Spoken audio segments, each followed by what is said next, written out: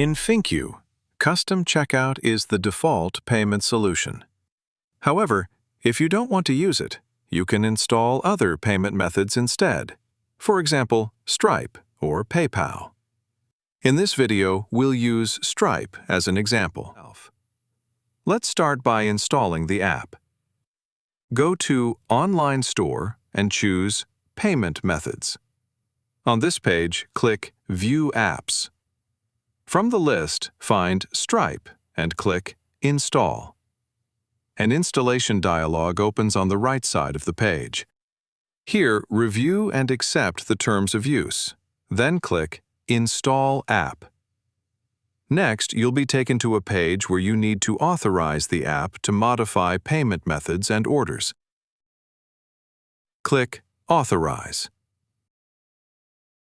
Now the app is installed. Next, we'll install the payment method itself. Go back to the Payment Methods page. Find Stripe and click Add. This opens Stripe's payment method settings, where you can enter your credentials and configure other settings.